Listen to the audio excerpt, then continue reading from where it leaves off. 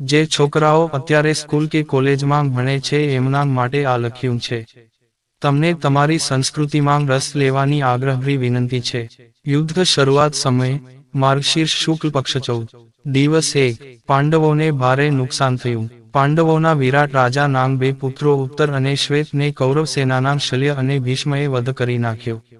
પાંડવોને થયું કે ખોટો પંગો લઈ લીધો. દિવસ 2. દ્રૌપદીનો સગો ભાઈ અને પાંડવ સેનાના કમાન્ડર ઇન ચીફ ધૃષ્ટદ્યુમ્નને કૌરવોના દ્રોણાચાર્યને આખો દિવસ લડીને હેરાન કરી નાખ્યો. અર્જુન અને કૃષ્ણ બંને થોડાં ઘાયલ થઈ ગયા પણ ભીષ્મને રોકી દીધા. ભીમે હજારો કલિંગ અને નિષાદને મારી નાખ્યા. પાંડવો માટે દિવસ સારો રહ્યો. દિવસ 3. ભીમ અને ઘટોત્કચ બંનેએ ભેગા થઈને દુર્યોધનને મેદાન પરથી ભાગવા મજબૂર કર્યો. પણ ભીષ્મે પાંડવોની મોટી સેના મારી નાખી. કૃષ્ણએ અર્જુનને ભીષ્મનો વધ કરવાનું કહ્યું પણ અર્જુને ઉત્સાહ ઓછો છે એમ કહ્યું. કૃષ્ણ પોતે ભીષ્મને મારવા તૈયાર થયા ત્યારે અર્જુને કહ્યું હવે ગેરંટી આપું છું કે મારા ઉત્સાહમાં ખોટ નહીં હોય. દિવસ 4. આજે અર્જુને કૌરવોમાં હાહાકાર મચાવી દીધો અને બીજી બાજુ ભીમે હજારો સૈનિકોને ઢાળી દીધા. દુર્યોધને આખી ગજસેના ભીમને મારવા મોકલી પણ ઘટોત્કચ સાથે મળીને કૌરવોની આખી ગજસેના ઉડાવી દીધી. દિવસ 5. આજે ભીષ્મએ પાંડવોની વાટ લગાડી દીધી.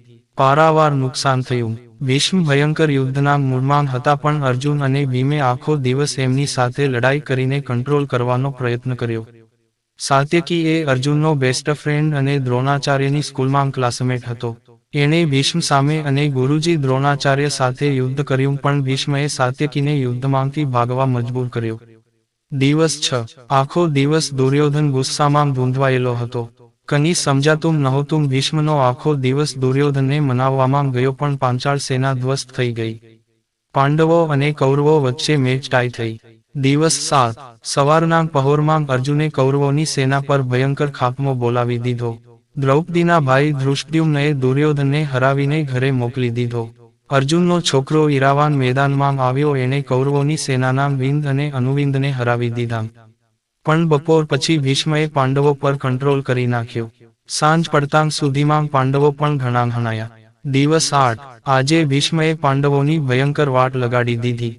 પણ ભીમે યુદ્ધની સ્ટ્રેટેજી બદલી અને ધૃતરાષ્ટ્રના 8 છોકરાઓને મોતને ઘાટ ઉતાર્યા. પણ કૌરવો તરફથી અંબુશે અર્જુનનો પુત્ર ઈરાવાનને મારી નાખ્યો. ઘટોત્કચે આ બાજુ દુર્યોધન સાથે મોરચો ખોલ્યો. ભીષ્મ બપોર પછી સહેજ ઢીલાં પડ્યા એમાં ભીમે ધૃતરાષ્ટ્રના બીજા 9 પુત્રોને મોતને ઘાટ ઉતારી દીધા. દિવસ 9. આજે દુર્યોધને ભીષ્મ સાથે મીટિંગ કરી અને કર્ણને યુદ્ધમાં બોલાવવાનો પ્રસ્તાવ રાખ્યો. ભીષ્મે દુર્યોધનને ખાતરી આપી કે હું આજે એક પાંડવને ચોક્કસ મારી રાખીશ અને કૃષ્ણના હાથમાં હથિયાર ઉપાડવા માટે એને મજબૂર બનાવી દઈશ. ખરેખર આજે કૃષ્ણએ હથિયાર ન ઉઠાવવાની પ્રતિજ્ઞા તોડી પણ દિવસ પૂરો થયો ત્યાં સુધીમાં પાંડવોની 50% સેના ભીષ્મએ ઉડાવી દીધી હતી. પાંડવો હવે કટોકટીમાં આવી ગયા. દિવસ 10. પાંડવોએ કૃષ્ણ સાથે ઇમરજન્સી મીટિંગ કરી અને ભીષ્મને કેમ મારવા એનો ઉપાય પૂછ્યો. કૃષ્ણએ એક યુક્તિ દેખાડી અને એમાં અર્જુનની આગળ શિખંડીને બાણ ચલાવવા માટે તૈયાર કર્યો. એક જ સ્ટ્રેટેજી અપનાવવામાં આવી કે બાણ પર બાણ ચલાવવા અને એક ક્ષણ માત્ર રોકાવાનું નહીં. આ દિવસે યુદ્ધમાં પિતામહ એટલા ઘાયલ થઈ ગયા કે બાણશૈયા પર સૂવું પડ્યું. તીર કઢાય એમ પણ નહોતા. દિવસ 11. આજના યુદ્ધમાં કર્ણની એન્ટ્રી થઈ પણ કર્ણએ દુર્યોધન સાથે મીટિંગ કરીને દ્રોણાચાર્યને સેનાપતિ બનાવવાનો આગ્રહ કર્યો. સાથે સાથે ઘરે શકુનીને રાજનીતિ સલાહકાર અને યુદ્ધ સલાહકાર તરીકે સન્માન આપવાનું ચાલુ કર્યું. શકુનીએ કૌરવની સેનાને યુધિષ્ઠિરને જિંદા યા મુર્દા પકડીને બંદી બનાવવાનું સૂચન કર્યું જેથી યુદ્ધ તાત્કાલિક રોકાઈ જશે એવી ખાતરી આપી. આ બાજુ અર્જુને યુધિષ્ઠિરની એવી રક્ષા કરી કે કોઈ યુધિષ્ઠિરને બંદી બનાવી શક્યું નહીં પણ કર્ણએ પાંડવ સેનાની ભારે તબાહી મચાવી દીધી. દિવસ 12. યુધિષ્ઠિરને બંદી બનાવવાનો પ્લાન તો ચાલુ જ હતો એટલે શકુની અને દુર્યોધને અર્જુનને યુધિષ્ઠિરથી અલગ કરવાનો કારસો રચ્યો. પણ છેલ્લી ઘડીએ અર્જુને યુધિષ્ઠિર પાસે પહોંચીને પ્લાન ફેલ કરાવ્યો. દિવસ 13. આ દિવસે દુર્યોધન રાજા ભગદત્તને અર્જુન સામે લડવા મોકલે છે. ભગદત્ત ભીમને હરાવે છે, અર્જુન સાથે લડે છે.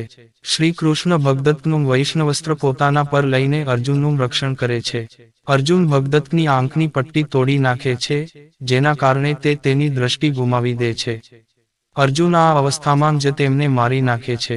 આ દિવસે દ્રોણ યુધિષ્ઠિર માટે ચક્રવ્યૂહ બનાવે છે, જેને માત્ર અભિમન્યુ જ જાણતો હતો કે કેવી રીતે તોડવું, પરંતુ કેવી રીતે બહાર નીકળવું તે જાણતો ન હતો. યુધિષ્ઠિર ભીમ વગેરેને અભિમન્યુની સાથે મોકલે છે, પરંતુ જયદ્રથ ચક્રવ્યૂહના દ્વાર પર બધાને રોકે છે. ફક્ત અભિમન્યુ જ પ્રવેશ કરી શકે છે. તે એકલો જ બધા કૌરવો સામે લડે છે અને માર્યો જાય છે. પોતાના પુત્ર અભિમન્યુની લાશ જોઈને અર્જુન બીજા દિવસે જયદ્રથને મારી નાખવાની પ્રતિજ્ઞા લે છે અને જો તે તેમ કરવામાં નિષ્ફળ જાય તો અગ્નિ સમાધિ લેવાનું એલાન કરે છે. આજના મુખ્ય સમાચાર એ હતા કે ભીમને હાર મળી. દિવસ 14 જયદ્રથ બચી જાય તો અર્જુન અગ્નિ સમાધિ લઈ લેશે એ સાંભળીને કૌરવો ખુશ થઈ ગયા કે જયદ્રથને ગમે તેમ કરીને બચાવો તો અર્જુન લડ્યા વગર સુસાઇડ કરી લેશે અને આપણો કાંટો એમ જ નીકળી જશે. અગ્નિ સમાધિ વિશે અર્જુનની વાત સાંભળીને કૌરવોએ જયદ્રથને બચાવવાની યોજના બનાવી. દ્રોણ તેને બચાવવા માટે જયદ્રથને સૈન્યના પાછળના ભાગમાં છુપાવે છે, પરંતુ શ્રી કૃષ્ણના કારણે સૂર્યાસ્ત થતાં જયદ્રથ બહાર આવે છે અને અર્જુનને મારી નાખે છે. આ દિવસે દ્રોણ દ્રુપદ અને વિરાટને મારી નાખે છે. પાંડવોના બે મોટા પિલર તોડી પડાયા. દિવસ 15 આજે પાંડવો નવો દાવ ખેલે છે. એમાં અશ્વસ્થામાના મૃત્યુ વિશે દ્રોણાચાર્યને ખોટા ખબર પહોંચાડે છે અને આથી આચાર્ય દ્રોણ સમાધિ લેવા તૈયાર થઈ જાય છે, પણ પાછળથી ધૃષ્ટદ્યુમ્ન દ્રોણની હત્યા કરી નાખે છે. દિવસ 16 આજે કર્ણનો પ્રમોશનનો દિવસ હતો.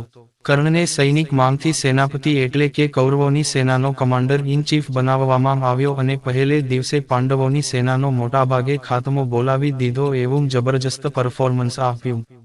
નકુલ અને સહદેવ બંને કર્ણની ઝપટમાં આવી ગયા અને હારી ગયા, પણ કુંતા માતાને આપેલા વચન પ્રમાણે કર્ણએ આ બેને જીવતા છોડી દીધા. પણ આ બાજુ ભીમ ઉપર એટલું ગાંડ પણ સવાર થઈ ગયું હતું કે એણે દુશાસનનો વધ કરી નાખ્યો અને એની છાતી ચીરી એમાંથી લોહીના ફુવારા ઉડાડીને પોતાના હાથ લાલ કર્યા. દિવસ 17 આજે કર્ણએ ભીમ અને યુધિષ્ઠિર બંનેને એક સાથે હરાવી દીધા, પણ ફરીથી કુંતા માતાને આપેલા વચન પ્રમાણે બંને જણા પર એવો વાર ન કર્યો કે જેથી એ લોકો મૃત્યુ પામે. પણ કર્ણ પોતે સેનાપતિ હતો એટલે અર્જુનને પ્રતિજ્ઞા તોડીને પણ મારી નાખો એવું મનમાં સવાર હતું, પણ એ વખતે એના રથનું પૈડું જમીનમાં ખૂપી ગયું અને એ પૈડું બહાર કાઢવા માટે જેવો નીચે ઉતર્યો કે તરત જ અર્જુને એને વીંધી નાખ્યો. કર્ણના મૃત્યુ પછી કમાન્ડર ઇન ચીફ તરીકે એટલે કે સેનાપતિ તરીકે શલ્યની નિમણૂક થઈ, પણ યુધિષ્ઠિરે શૈલ્યને પણ એ જ દિવસે મારી નાખ્યો.